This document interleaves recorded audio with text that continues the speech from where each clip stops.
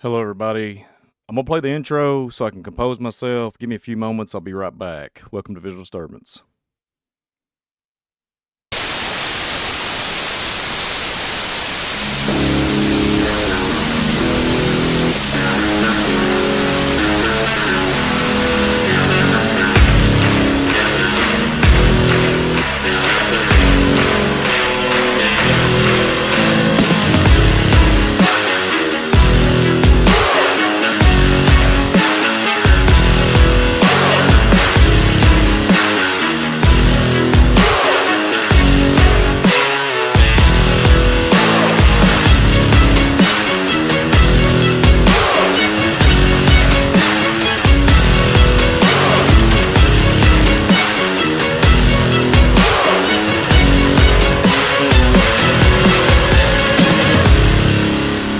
I've got one that can see.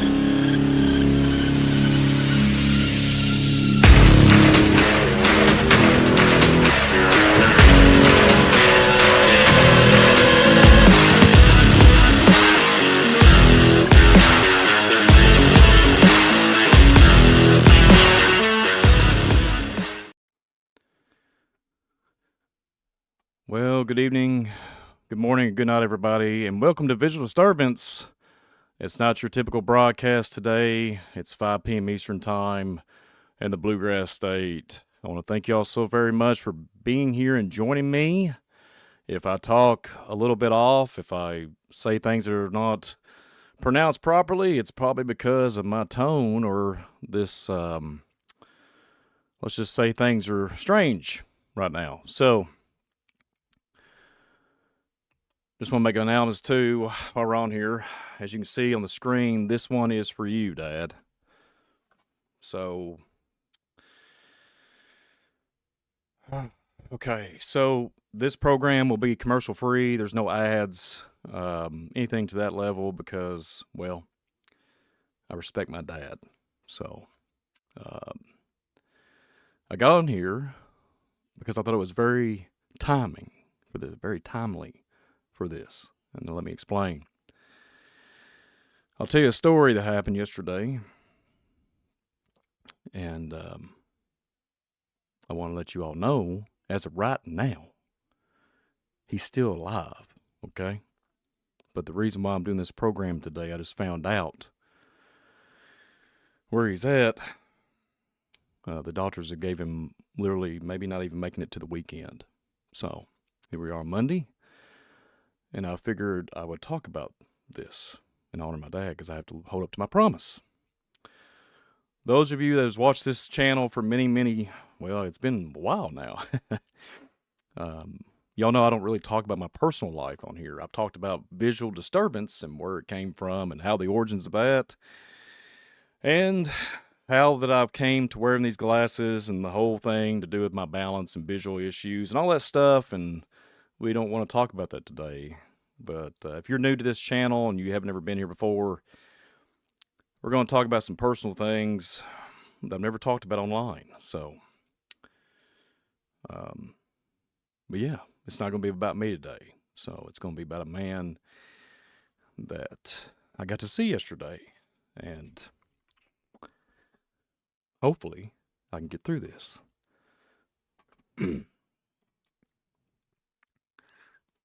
So, let's tell you a story. And if you're just new here, thank y'all for being here. If you're just now tuning in, this will be no ads, no commercial, no, adding any kind of links or anything like that, or any kind of signage for visual disturbance. It's just going to be Brian Reese, okay? Talking about his dad. That's still alive. So, yesterday,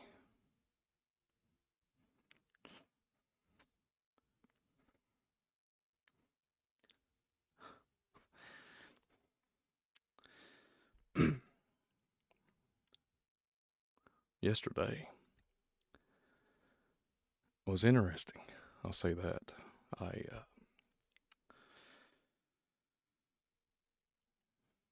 It's just a lot to take in. So as of yesterday, we was planning on going to see my dad. At the time, he He's been bedridden for, I don't know, probably give or take maybe 5 to 6 weeks. And, um, hospice and all that, they brought him a bed. And he's been down at the house. So, but I had to tell him something, okay? Very urgent, which I'm not going to disclose here, but it was very urgent. It was between me and him, and it was very personal, but I had to tell him something. There was something that I know that I needed to tell him. So, and one of my little ones, my children, said, "You need to tell Papa Calvin."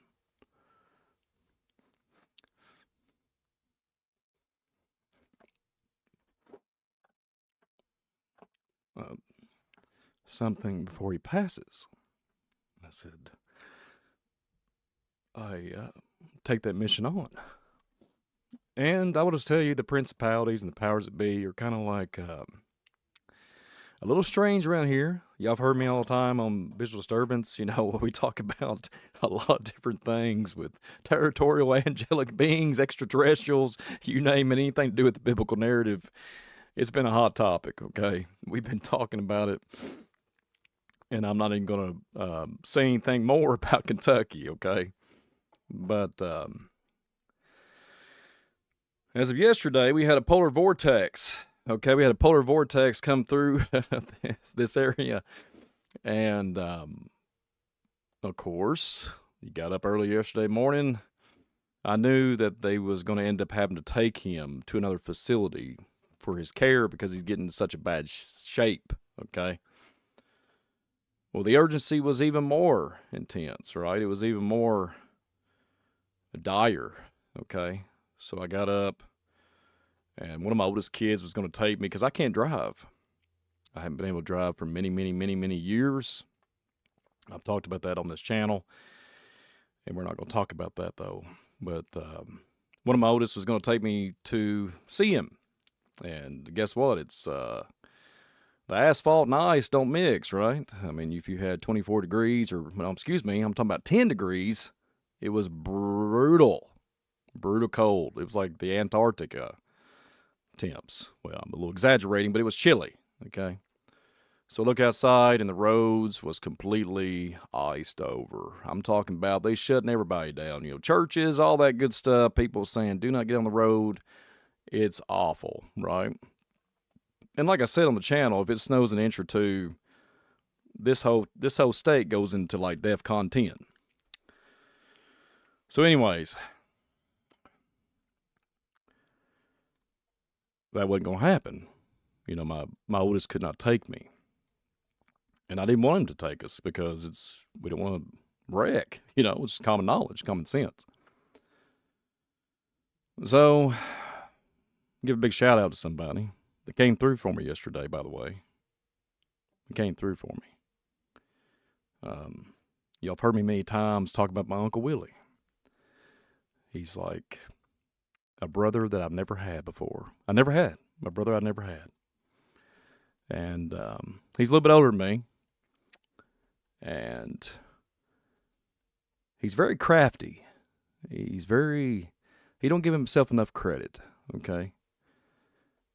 He's getting a little old, but I can think he can do circles around some folks that are 20 or 30 years younger. And I owe him a lot. So, respect to my uncle. So, with that being said, I call him, get a hold of him, and he knows the situation. He knows I need to get down there. So guess what? Him and his lovely wife, Sandy, come and pick me up. And I have a little girl that was congested or whatever, had some type of croup, and I didn't want him to be around, I didn't want him to be around Dad. But I had a mission, so my two oldest went with me, and we all went down there. Before we left the driveway, when my uncle came and picked us up, I prayed.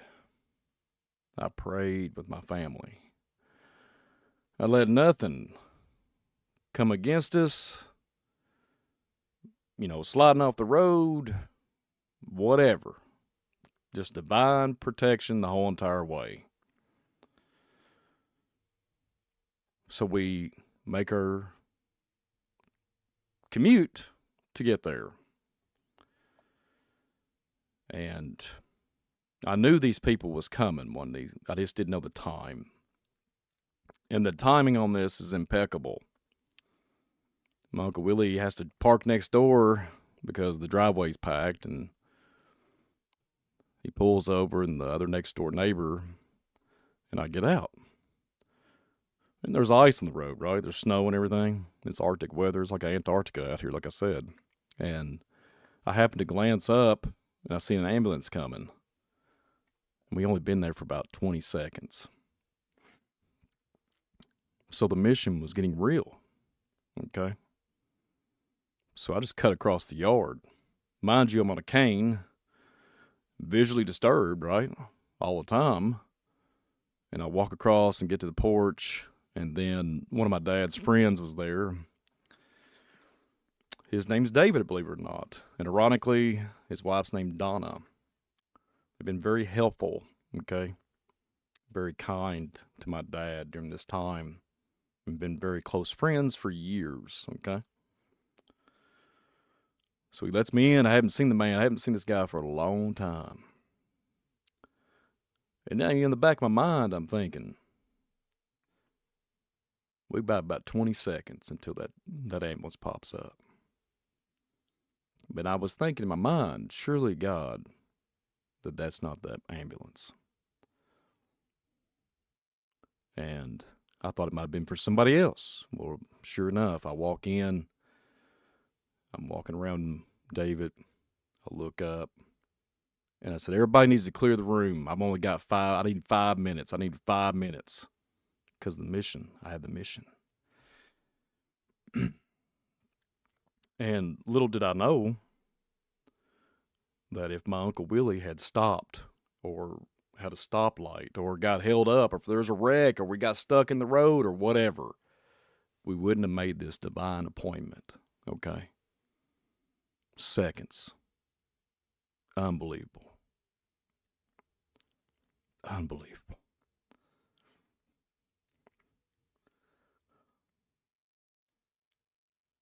Divine.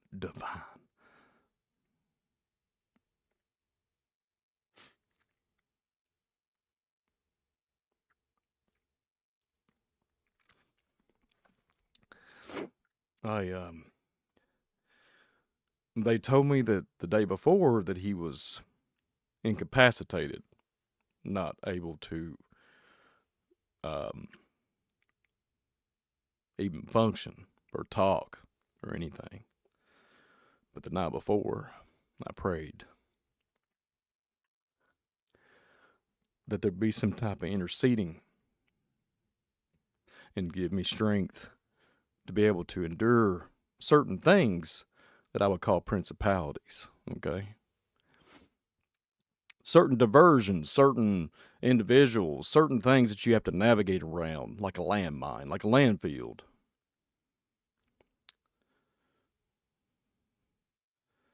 And we're not going to get into that. But I seen him laying there. I said, hey, old man. That's why I used to mess with him, just kind of joke around. It's a father-son kind of thing. And I said, I've only got a little bit of time.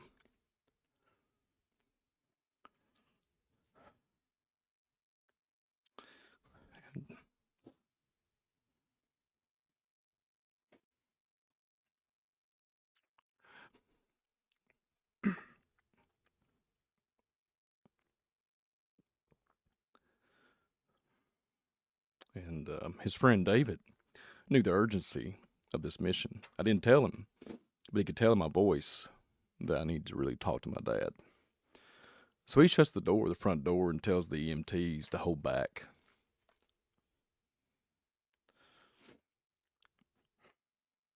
And if you're just now joining, this is not a thing for you to feel like, oh, well, look at Brian. No. I'm honoring the Father in heaven and my Father in the earth.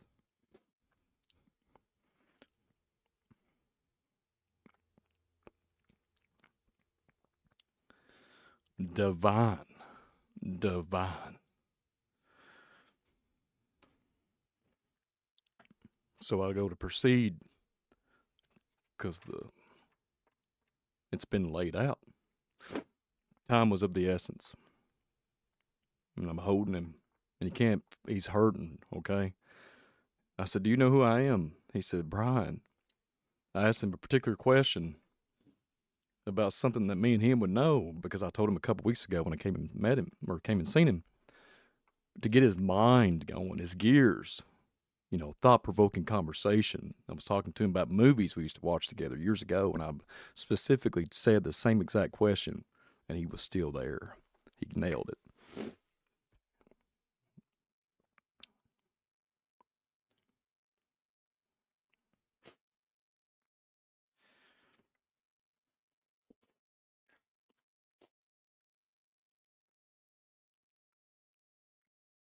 The pain that he has, if I could just take it, because I can take a lot of pain.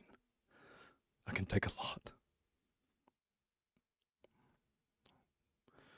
Since 2019, things have changed in my world. Nothing to do with the world standards, but the path that was laid. And my dad grieved. My dad grieved, and he wouldn't show it when I lost. I'm not blind, but I have visual impairments now, and he grieved. And he has bone cancer. He's ate up. The pain is unbearable. So, if I remember, he reached up and grabbed my hand and squeezed real tight, and I said, "You still got some strength in them old hands, old man." And I hugged him and I told him,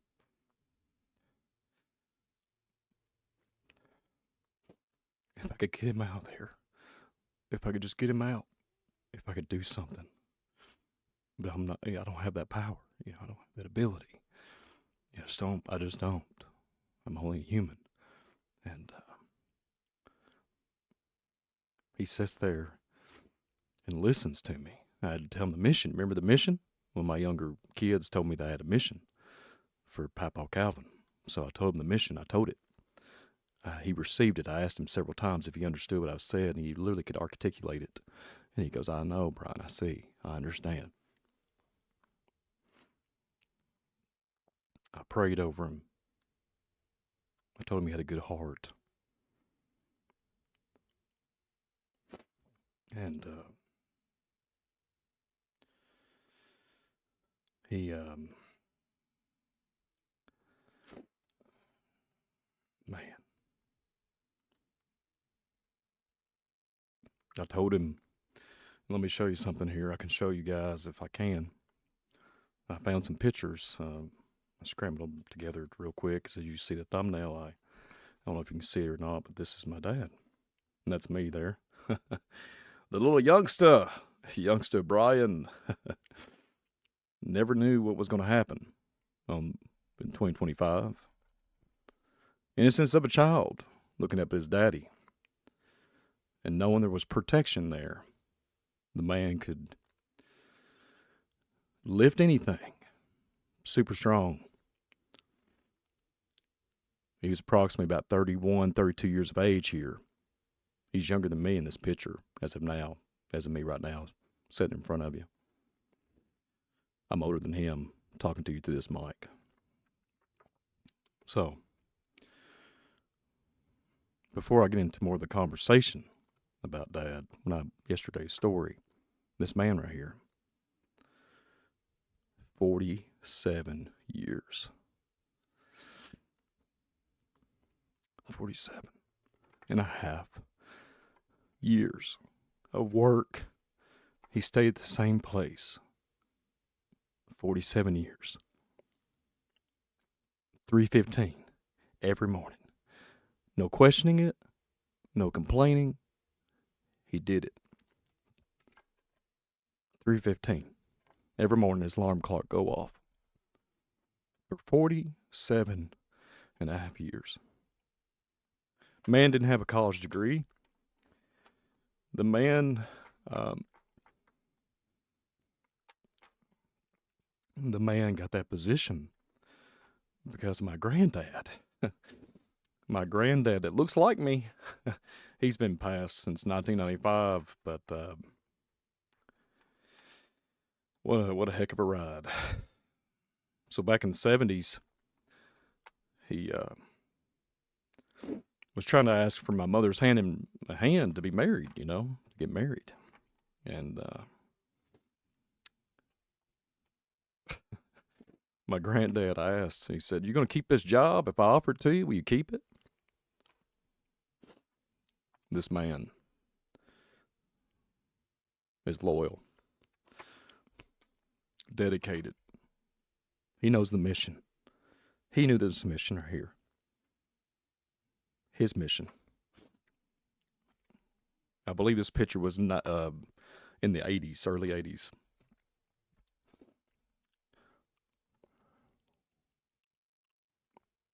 He took the responsibility of my grandfather and asked for my mother's hand in marriage. And he worked at the company.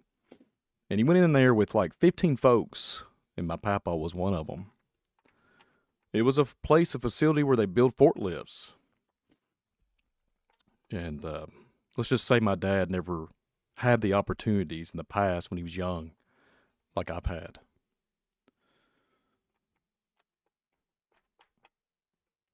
He told him he would never lose that job. And he didn't. He stayed with it until his body started giving him trouble. He always told me that he would have stayed there until he died. That's how committed he was. Matter of fact, I worked there a couple years back in the 2000s. I got to see what that place was all about. I got to see my dad in action and what he was doing. And then by that time, he was a supervisor. And you know how the world is. You know how they disrespect you. It just goes on and on, And let me explain where I'm making that comment. People would make fun of him because he was overweight a little bit. And desecrate him in a manner of humiliation. So,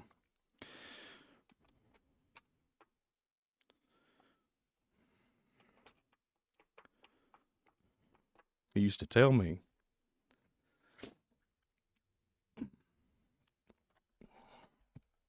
that I got you. I always got you. Just like this other picture here. He's like, "I got you. I always will, Brian." Literally, like, when the Bible says, "I'll never forsake you," my dad he never did. And he had a terrible life growing up as a kid.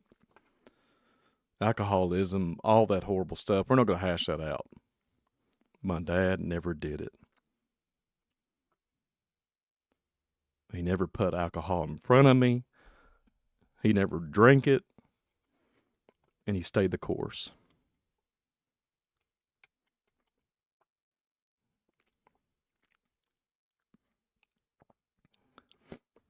So, as we was sitting there at the bed yesterday, they's getting ready to take him. I told him that. I said, "You always said that you have got me." And I told him, now it's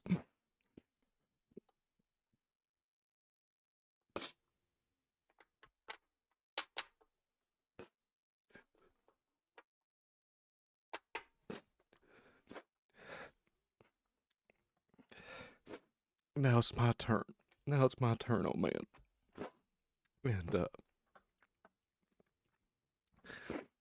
I said, "I won't let your name be in the mud. I won't I won't let it happen. I respect the Lord, Dad. I told him, I said, even with my infirmities and the stuff I got going on, and because he's worried about my eyes and worried about my balance, even when he was looking at me, I took my glasses off and I looked at him. I was crying on him, and he was looking and worried about me, about my eyes.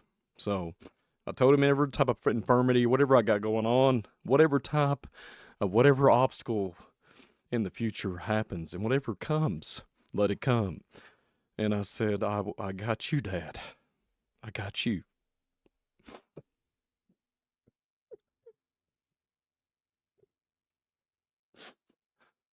And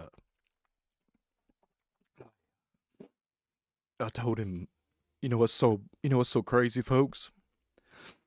He uh he never knew about visual disturbance. He only knew who I was. And this is who I am. I don't change. I'm trying to be different in this world for what's been given.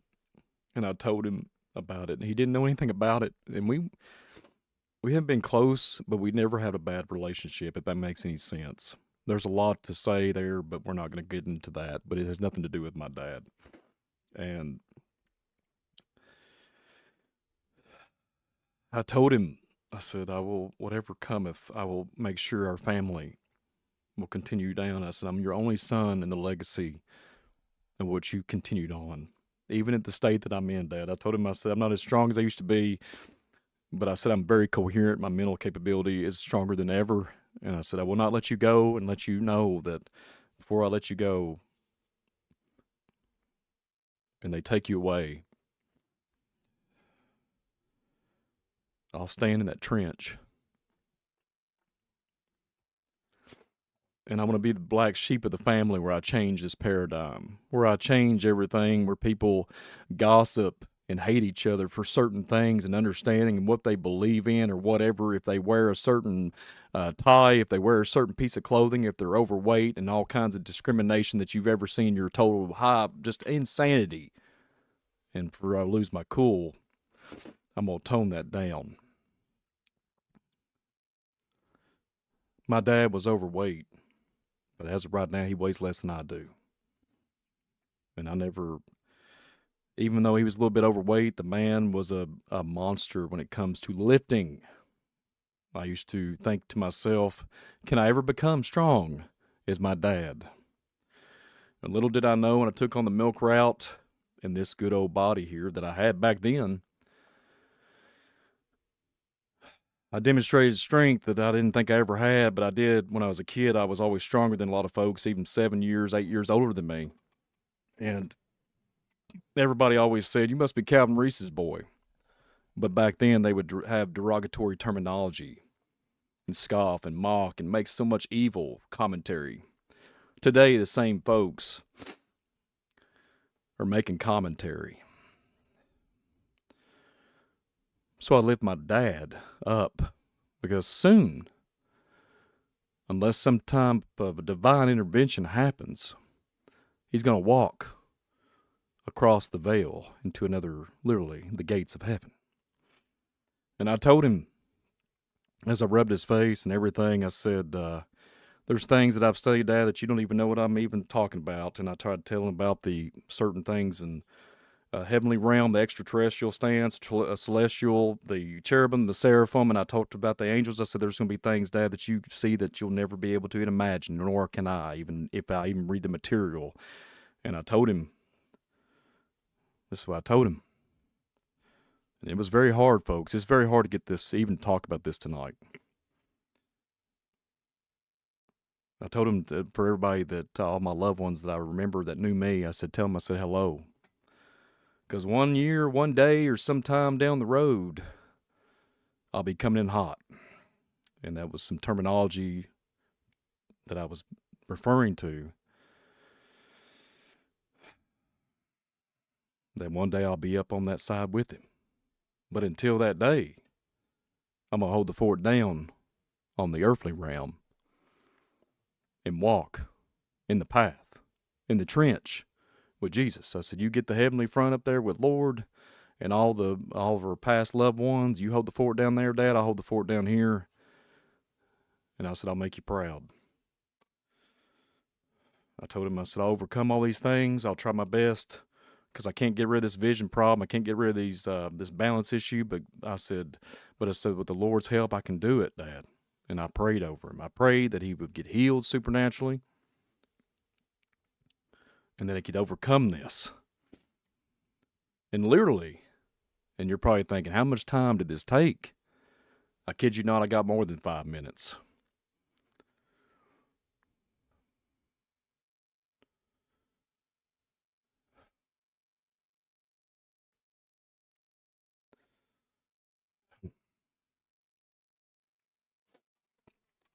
I got more than 5. I walked around before the EMTs came. And I said a lot more to him. Some of the stuff I'm not going to disclose on here. It's just personal between me and him. And I walked on the other side of him. There was all kinds of people in there. At the time, my uncle and Sandy and my kids. And then I couldn't tell by this time I was just so upset. And I didn't know if the EMTs was even in the room. And I'm not going to say it all, but I literally said, respect this man. I said, this man gives nothing but respect from me. And he sat there and looked at me with tears running down his eyes. And I told him every step, every moment. And I know a lot about his personal life when he was a youngster, when a kid. And for me to be sitting right here is nothing but a miracle to be on here. I'm letting you all know. And my dad, every step, every action, every hammer nail, every hauling tobacco, hauling hay, everything they had to do to survive, he never stopped. And then the day that it comes after he had his occupation, the place that he told my granddad that he would never quit. That picture that I showed you earlier about this kid.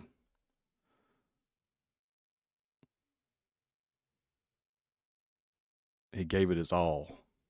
And the divineness of this man. Walking through literally hell on earth back in his day.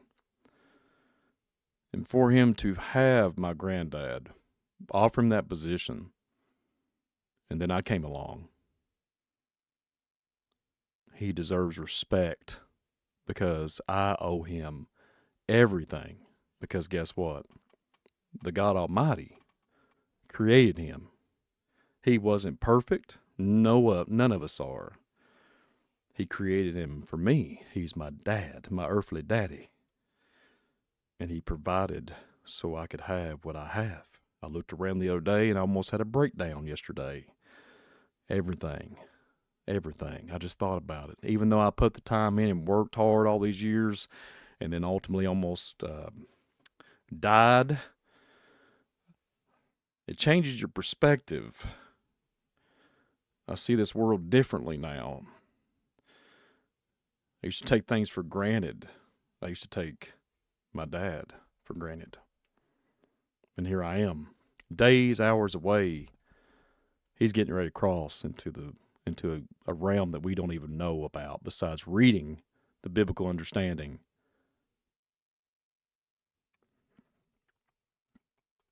And I told him while he was sitting there, I will not waste what's left. And I told him I wasted his time in the past. I ate his time up. I done him wrong. And when you're a youngster, sometimes you take things for granted. You think that you just walk on people because we're ignorant sometimes, because your frontal lobe, your brain don't activate right. You just don't think because you're young and foolish in your thinking. And today I'm grieving. But as of yesterday, I got to tell him, I'm sorry. Well, I ate up his time and didn't do enough with him. Didn't do enough with him. And I told him as of today, our family, I'm going to be the difference. I'm going to, whatever I have to try to do to accomplish this and change, like I mentioned earlier about the paradigm shift in our family. I'm going to have people come all over the place, and I'm going to have a family that once did reside in our realm, and I'm going to try to navigate all through the landmines that I referred to earlier. A little fun time. See this right here? I'm about, I don't know, a couple years old. As you can see, there's a light switch. Well, listen to me, folks. I've always had a temptation to take things apart. And, yeah, like, always obsessed with, like, trying to re-engineer things back then. And as I got older, playing around with computers and everything. You know, not only was I the milkman, I was the tinkerer. But this picture right here, I can assure you I remember everything. And about 15 minutes later, I'm doing something with that light switch. And my daddy, he was about to go get a switch because I was getting out of line. Not only did I take the light switches off, the light switch panels, I took the thermostats apart and everything, and even took the VCRs apart. So, and that was when I was 3.5. So, and this was around that time frame. Dad had his hands full. He sure did. He had his hands full. He always said, "You're just a sight." You know, that's how we talk around here. Man, that boy's a sight, man. He's a sight. You know, and so I want to show something else real quick. This is my sister. I'm 2 years old here. And this is my sister beside me. For everybody out there, I'm going to say her first name. Her first name is Amy. Respect my sister. She's been through a lot. Okay? This is a trying time. Harder on her than it is me. For all kinds of different reasons. So,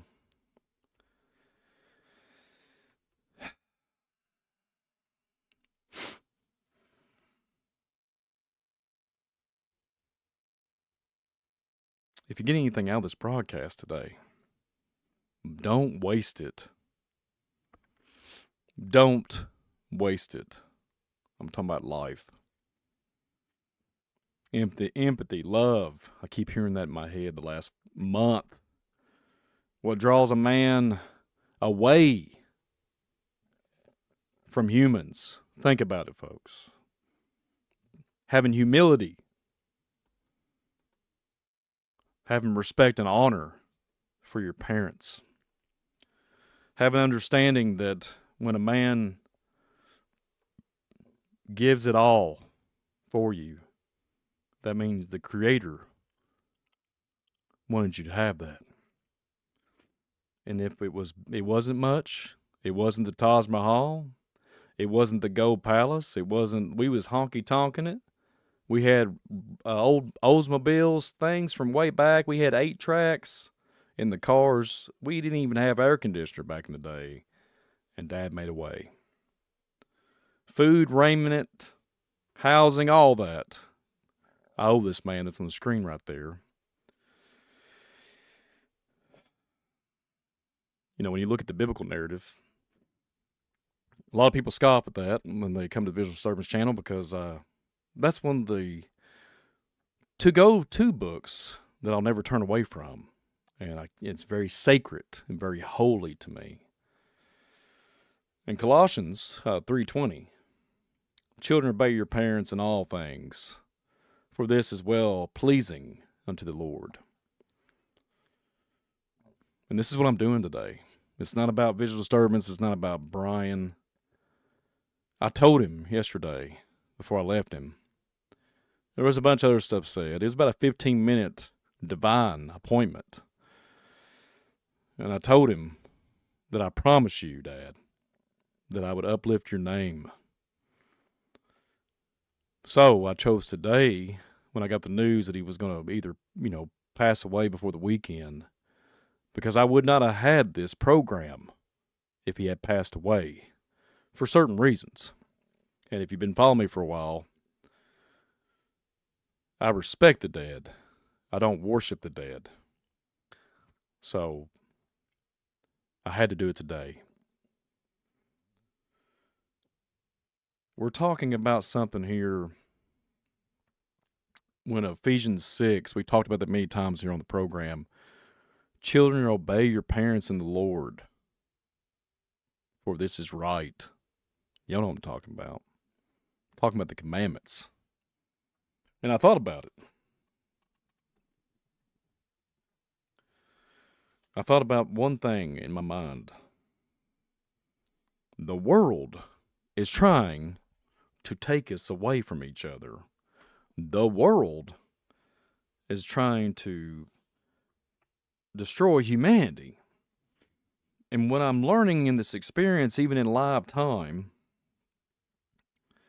when I poured my heart out to him yesterday and told him that I will honor this family and I will do better than anybody in the family has ever done before, and that is not coming off as a boastful statement. Much is given, much is required. I'm talking about Scripture. He understood the mission. He understood the mission. And I don't know what to do now. I feel helpless. I feel like I'm always visually drained. But I don't know about what we're going to do and how this is all going to play out. I don't even know about funeral arrangements yet or anything to that magnitude. But I know a lot of people go through this. And I'm going to tell you a story. I'm going to tell you another story. I want to honor some other folks. Okay? And forgive me if I butcher the name. I want to give a shout out to somebody here. And make sure I got my stuff in order here. I have one more picture to show you guys. There's a guy that I got to meet. He's from California. I got to meet his son. This hit home for me when I found out that I did a broadcast with him and a podcast, a few, actually, believe it or not.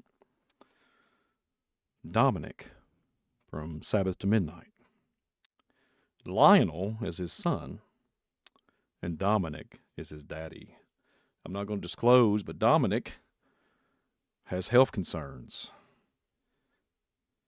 Them two individuals, they're trying their best to serve the Lord in California. Big shout out to you, Dominic. What I got an opportunity yesterday was to tell him that I'm trying to do something different in this world. And I'm trying to be a light. And it was such a divine, overwhelming, supernatural appointment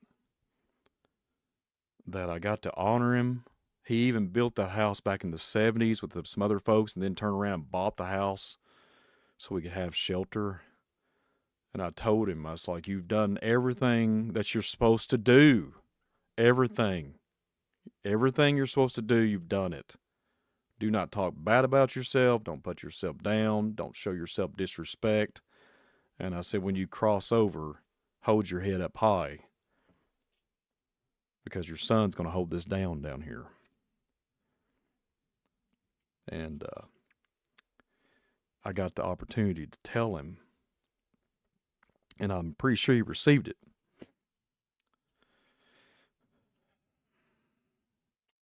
He always laughed at me, laughed and cut up with me, And I shared this picture here. I was a clown. Believe it or not, when I used to celebrate Halloween years ago. Come on, folks. And that couch right there, it looks like so tacky, but that's the design here in the Kentucky State back in the day. You can find those old couches. Hello out there. And that's me clowning around in a clown outfit. But little did I know that the journey was so amazing when you think about the obstacles. And he brought me into this world. And I've got to literally walk him out when he was on a stretcher, taking him back into the ambulance yesterday. And I told him I wouldn't let him down. He goes, I know, honey. I know. It's what he called me. Because he's in bad shape, folks. Okay. So.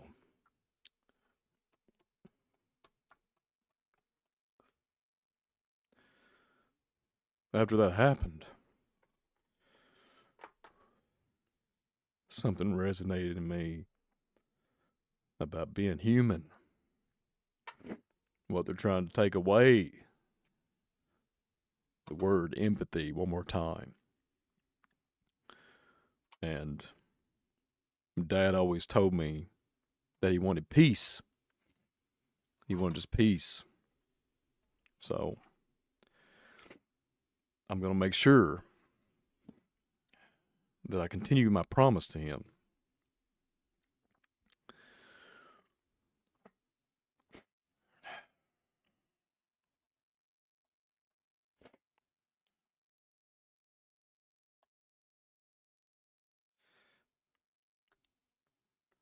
It's rough. I know people's lost loved ones. Listen, folks, there's things going on in our realm that I can't even process. Okay, we got people dying left and right.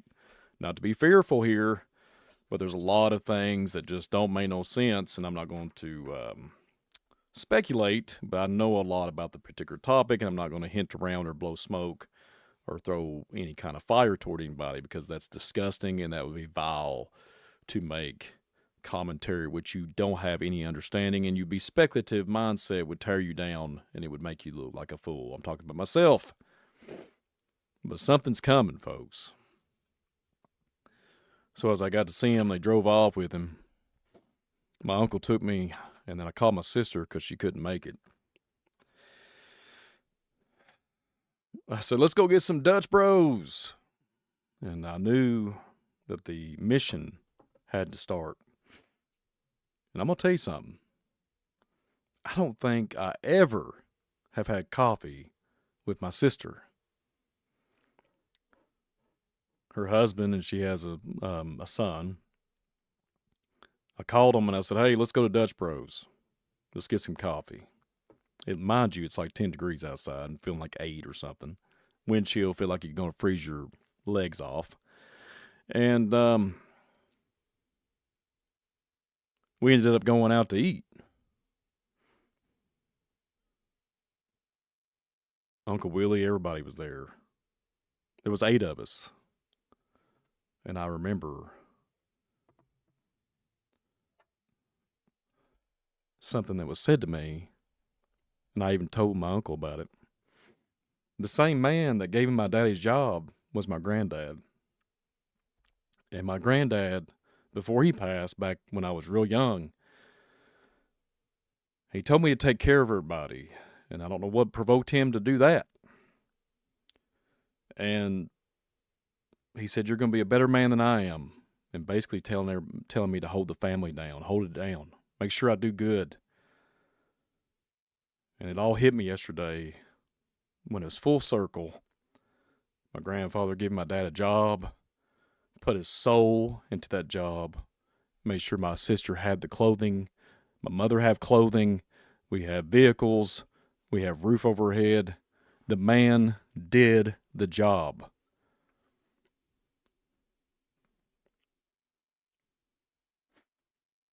And it was full circle. Full circle. I just can't believe it. Like, I know it's I know there's people out there enduring and going through some unrealistic things. And I can tell you right now, I have literally full respect for you. When you lose loved ones, it's the hardest thing ever. When it comes to human emotion, it's one of those things that you can never heal that wound because you only get one daddy, you only get one mom. And it's the hardest thing to go through. But if I had anything to say as far as learning from this, that not to take life for granted. And the principalities have told us that we can't, congregate, levitate. I'm sarcastic there. I'm trying to laugh a little bit because it's been a little serious in this program. I don't know about the levitation, but coming together is what it's all about. And not being judging and being peaceful. And I think that's what my dad would want. So, full circle. That's where I'm at. And I don't even know what's going on. It's like a roller coaster ride that is, I don't know, stopped in slow motion and seems like it's just never stopping. I don't know. It's like a unlimited loop. I don't know. It's just strange. So my dad, his name's Calvin. I think I said that at the beginning of the program.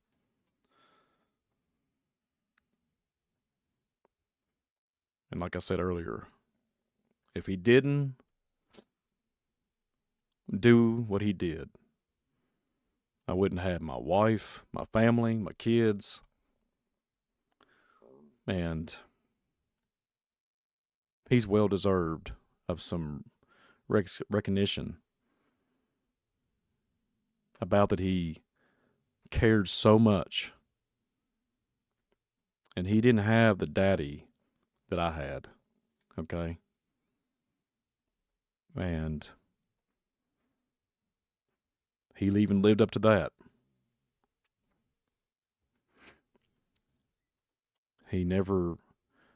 It was nothing but joy, even though things are like any other family. There's always, something. But there was just something about my dad. And there is still this day, there's just something about him. And like I told him, I patted his chest and he couldn't even hardly stand it. The pain was so unbearable. I kept telling him, you got a good heart, Dad. You got a good heart. And I did. I'm just thinking back, on the whole thing. What do we do now? I'm talking about humanity, man. I'm talking welcome all walks of life. I'm talking about everybody from, I don't care what nationality you are. I don't care where you come from. What about humility and humanity? What about that? Well, if some of you might be out there, maybe you're not human, but hey, I can't be the judge of that. But one or two are gathered and he's there. One or two are gathered and he's there. I was thinking about that. When you look at Christ's teachings and he's talking about go to prepare a place, talking about the heavenly realm, talking to Thomas, and then he goes, and then when he's living on the ministry and saying, I'm going here to prepare a place to build the church. And I was thinking, I had this epiphany, okay? What are we up against right now? What are we up against? Think about this. It's a question, everybody. What are we up against? Or we're not against flesh and blood, we're against the principalities. And something's going on in my epiphany. I'm thinking, if we don't start loving humanity and showing that we can set a good example, we're going to fail. We're going to fail hard, and there's going to be something happen. And I'm seeing it. Sin reigneth, Punishment is sin. Here it comes. So I'm thinking, is it that interaction? You know how you hear about some folks out there, they'll say, you have the spark. You know, like talking about Transformers, but yeah, like kind of thinking about Christ consciousness and all this stuff. You know, some of it I can't get behind, but like yesterday, you go into a place with your family and you don't hide your light. Let me explain. You don't hide it under a bushel. You don't sit back and say, well, I'm not going to do anything. You walk in, you be confident. You say, hey, I'm here to get seated with my beautiful family. And then guess what? You go in there and you see people that you respect. There's waiters or whatever, waitresses that you've seen prior to this restaurant. And you go, hey, I know you. Your name is John. Respect. The man works his butt off. What's happening? How are you? How you doing? What's the objective? Where are you going? What's your mission? What are you doing? How you doing, man? And be friendly and loving. And it brings so much encouragement to that person's soul. You can see it just gave them 10,000 times their strength and their sleep ability. If they're completely exhausted and exerted from not sleeping much because they're working 1,000 hours, it changes the whole thing. Lights the whole place up. That man will be turning around doing backflips, serving as much as he possibly can, and probably busting more tables than he ever had throughout the whole day. And that's what it's all about being human. And credibility, integrity. I mean, just when you're going to say you're going to do it, you stand for it. You stand in the trench. It doesn't matter what kind of infirmity you got. If you make a commitment, you stand through it. I've seen people that are bedridden and they stand through. They stand through and they hold to what they said they was going to promise to do. That is human. That is what God created. That's the image of God crying out. That's where we're at, folks. And that's what we need to be doing here in 2025.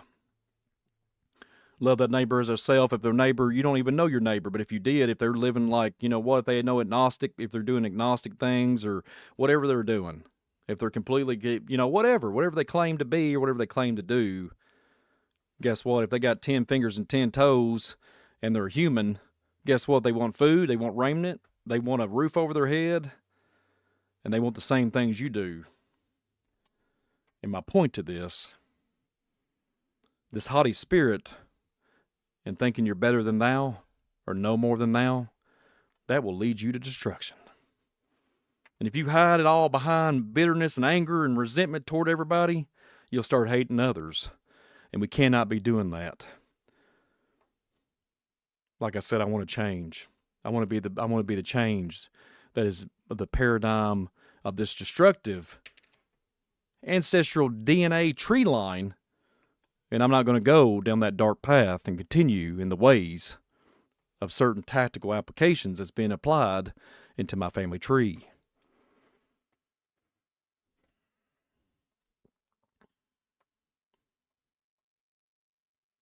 You stand firm. You stand firm and righteous. We're not righteous because we believe we're righteous. We're righteous because we follow somebody that literally died for us. If you look in the biblical narrative, I'm talking about Golgotha. I'm talking about Calvary. You hear about the terminology. It's where the cross laid, right? You know where the cross was laid and Jesus laid his life down? That kind of thing, right? So Christ was the example. If your neighbor, you don't go to your neighbor's house and you start saying, well, I want you to start taking all this stuff down because it's offending me. No, you restrain that commentary. You literally turn yourself back and you say, I'm just a human with clothing on just as much as that man is over there.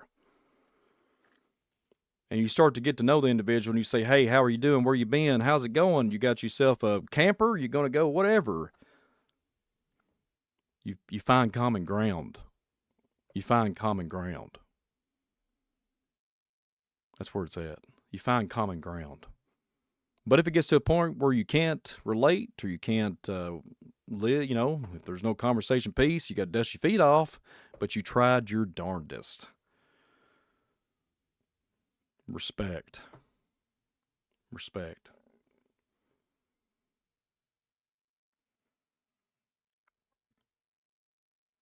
Humanity needs some better than this. when you go to the coffee shop and somebody and they put your I've seen people complain if the coffee cup is in the wrong cup, but they'll have a large. They only ordered a medium, but they complain about the large, and then they don't even leave a tip. Just think about that for a minute. It's non-logical. It is non-logical too. Here's one thing: if you don't have the money to leave a tip, that's understandable. I'm not saying we have to sit here and just give people thousands of dollars, but $2 can go a long way to change the perspective of somebody's horrible day. Because everybody seems like they're going through everything right now, and it's thrown the kitchen sink, and we got the full-blown buffet of insanity that is coming upon us. And this is the time that we do not lose our composure, and we keep the course, we keep the purpose, we keep the mission, just like my poor dad did for me. And I don't want to ever forget this man, Calvin Reese. People mocked him, scoffed at him, done him wrong. I know I'm not going to name names, but that's okay. Because guess what? Without forgiveness, you don't make it. So I forgive them. Okay? But I'm just letting you know, this man took a lot of just pure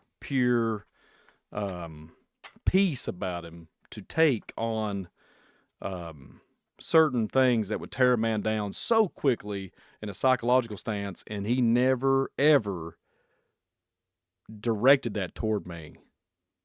It was the awesome honor to know this man. I mean, a privilege, something I'll never forget. And I told him, I said, if you can retain all your knowledge, I don't know how that works. When he goes to heaven, I said, please, Dad, don't forget me. Because I'm not going to forget you. And that's what it's all about. That's what it's all about.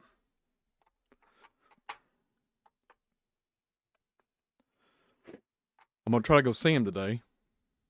He's in a facility. It's a hospice facility.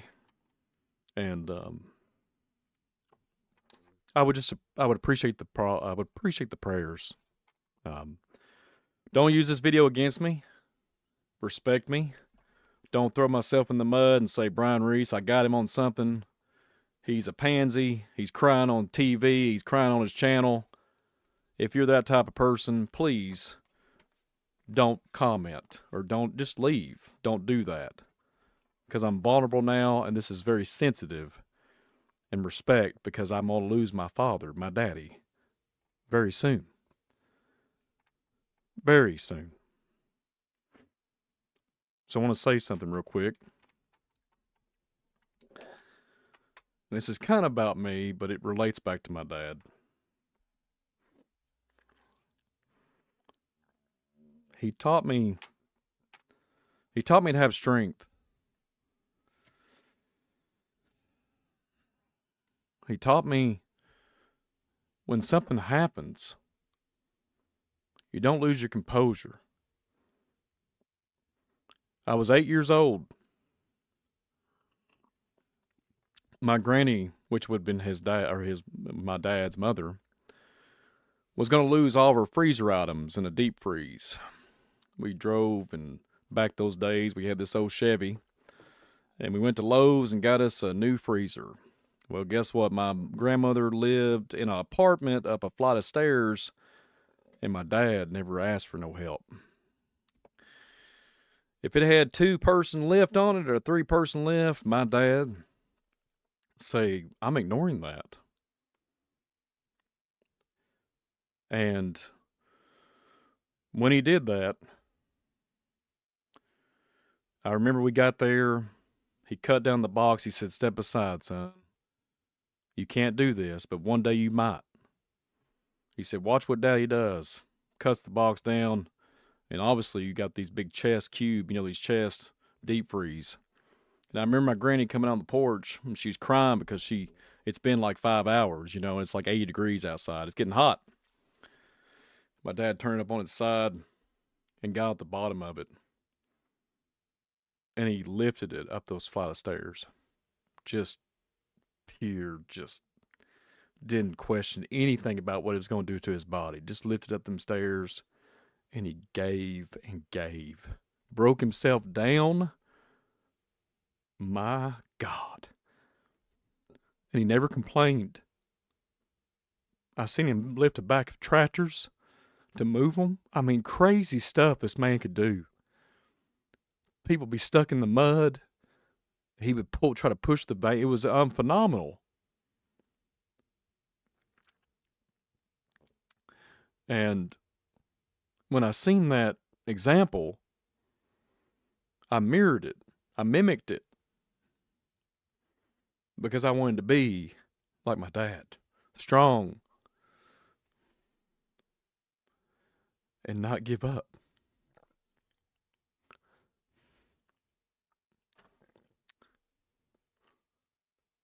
I never gave up. I endure every day. I have vision issues. It drives me insane. The stuff that goes on I have to deal with on a personal level with my health. And I'm fighting. I'm trying. All I can hear is overcomer, overcomer, trying to make it happen.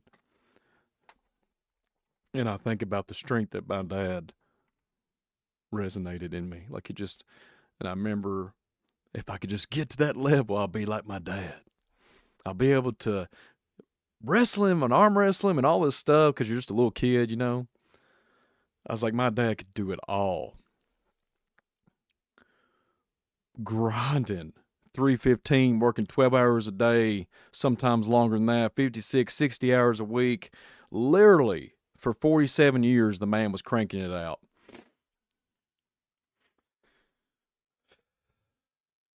Just never complained.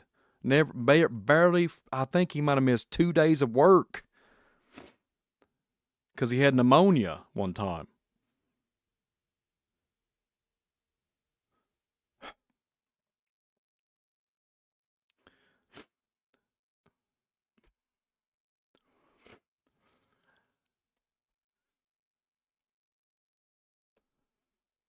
It's unbelievable. And now, when I went to hug him and I knew he was screaming out and hollering and was such pain, and he wouldn't say stop. He gripped my hand yesterday and looked me in the eyes and it's like, I got this.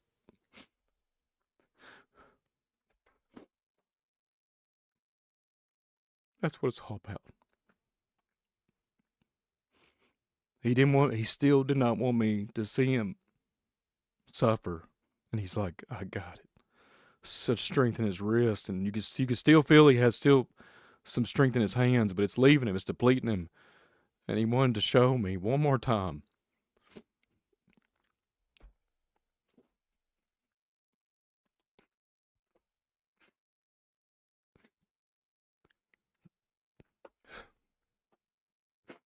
That's my dad.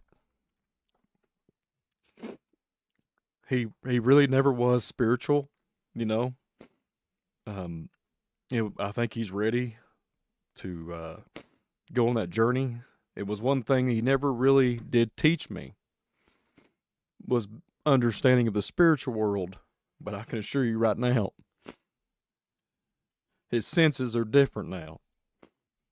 And where he's such a state, I can relate to this. When you lose things that you used to have, your body recalibrates and picks up on other things and then heightens it tenfold. And I can assure you right now, I was sitting down there the first time I seen him where he's bedridden there a couple weeks ago, and I walked in that room and I said, I can feel there's such a stronger presence than I ever had. And I told everybody in that room, I said, this man is stronger than he ever was, and his temple was failing him, but his spirit is strong. And I said, I don't want to hear anything else about it as far as belittling this man.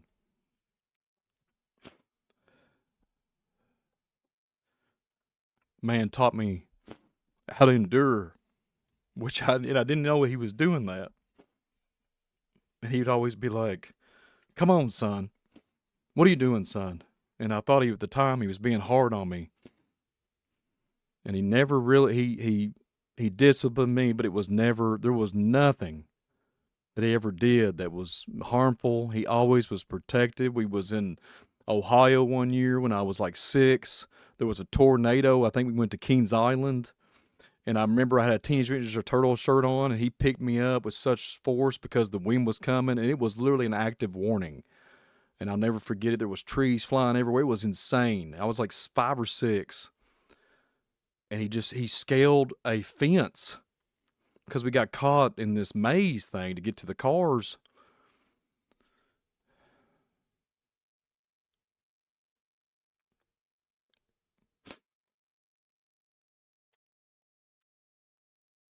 And he did that.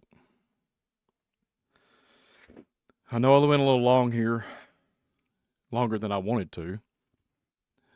But I know you probably will never see this video. But this was for you, Dad. I'll never make another video about it because I know you're going to be leaving here very soon.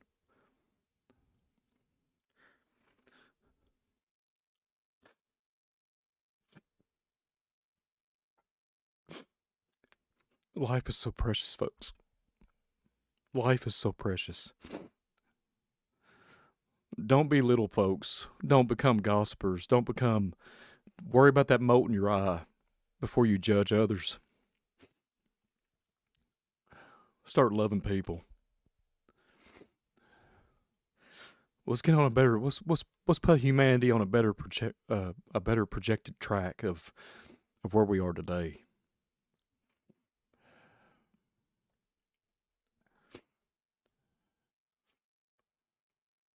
His name is Calvin.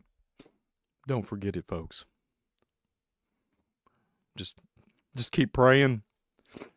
Just keep praying that some divine intervention will happen. But like I told him, he can rest assured, regardless of what I got going on, how insane it gets, brain, all this stuff going on, my vision, however hard it gets, I'm going to try to demonstrate the type of strength that my dad did all the way up to modern time. He deserves a lot more. He deserved a lot more. But I think the legacy of this, I am not going to fail him. I'm not going to fail him.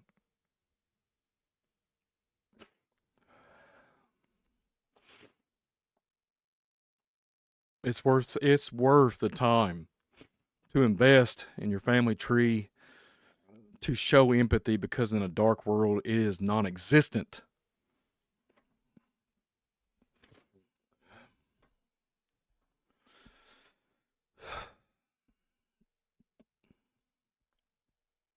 This has been a very hard video to make, broadcast. I want to thank you all so very much for being here.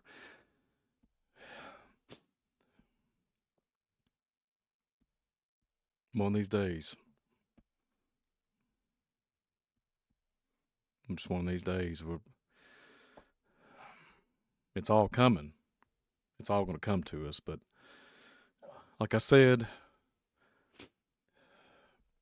it's very hard to watch my dad in this state, because y'all have heard me many times here on the channel. I talk about my personal things that I went through with all this stuff with my vision.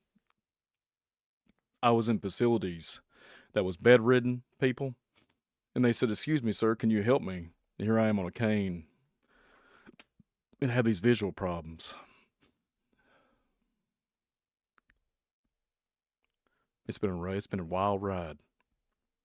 It's been a wild ride.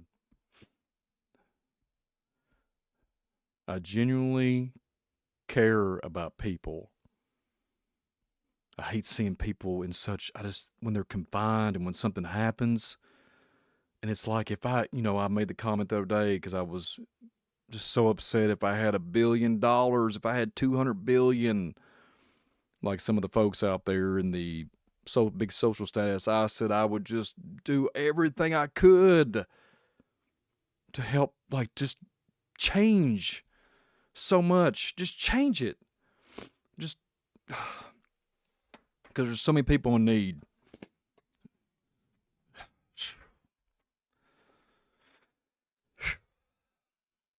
I want to thank you all. Some of these folks out here put some super chats in the chat. You didn't have to do that. You didn't have to do that. You just didn't have to do that. Thank you.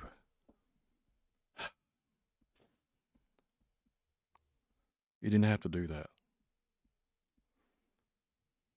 This was an ad-free today, nothing to do with the chat, but this is an ad-free program, which I will continue to keep it up as ad-free because I don't want to take anything and make money, even if it would be even a dollar or a penny. I don't want to make any money off my dad's image, especially when he's alive. He's already done the job. He loved me so much that he didn't let me down.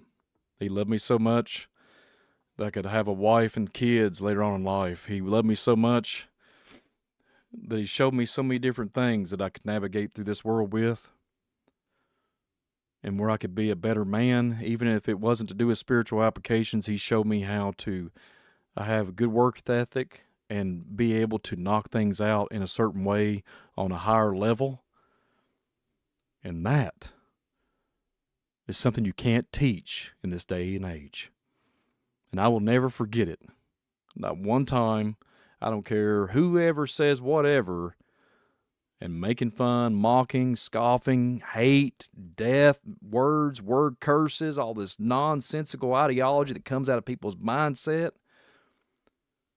Like I said, if you tell somebody they're fat and ugly and all this hate, guess what it does? It tears their world down.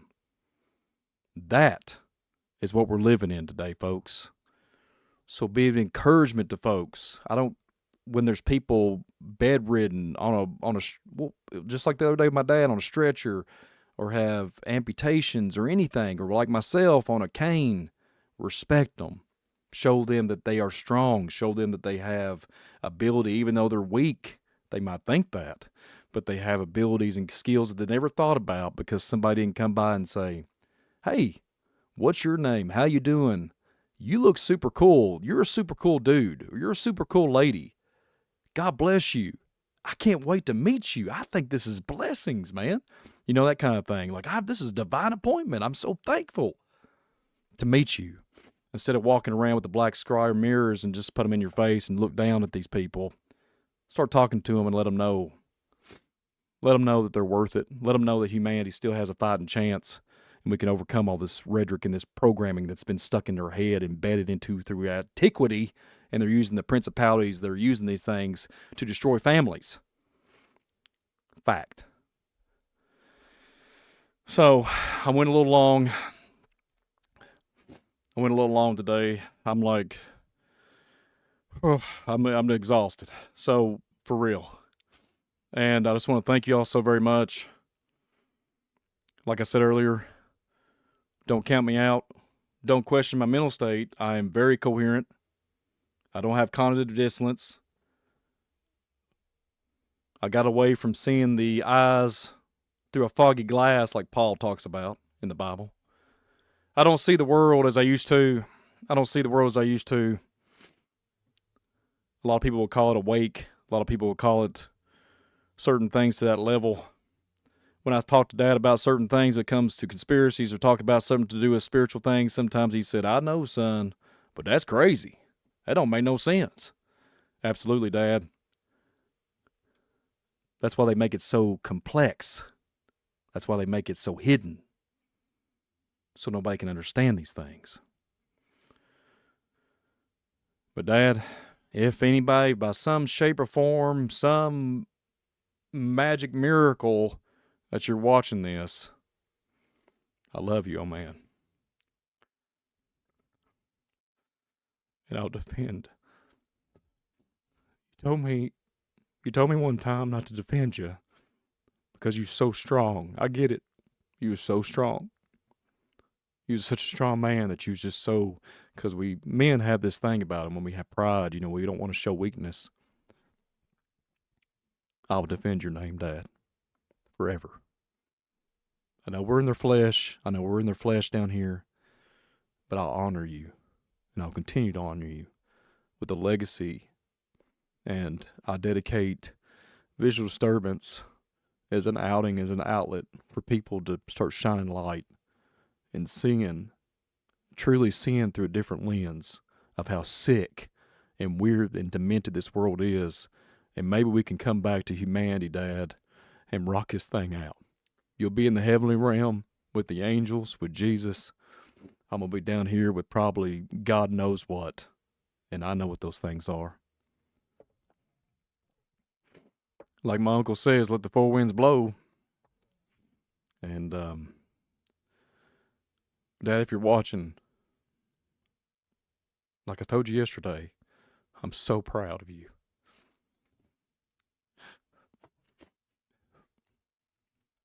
Finish the course. Finish that mission, man. And if there's some divine intervention, one more time, if we have a divine appointment, and maybe we'll get to talk one more time before you cross over. But if I get to be there with you when you do, what an honor. What an honor. It's a privilege. My Father in heaven gave me such a cool dad. And he'll never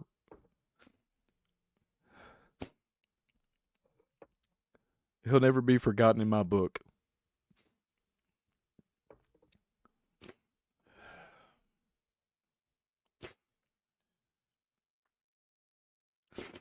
And like I said, Dad, to you, if I could got you out of it, if I could find the frequency, the certain type of calibration to get your blood to recalibrate, in which I know.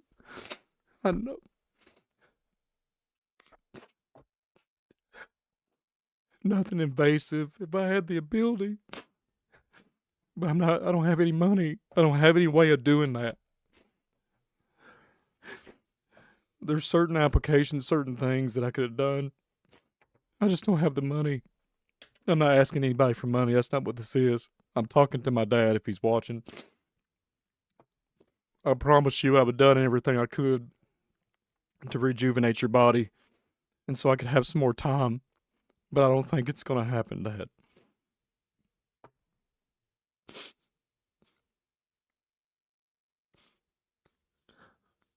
But Dad, I'm going to let you go. I'm going to let everybody go in the chat. And if you're watching, I sure hope you are. And what an honor it was to be called your son. And I'll never stop.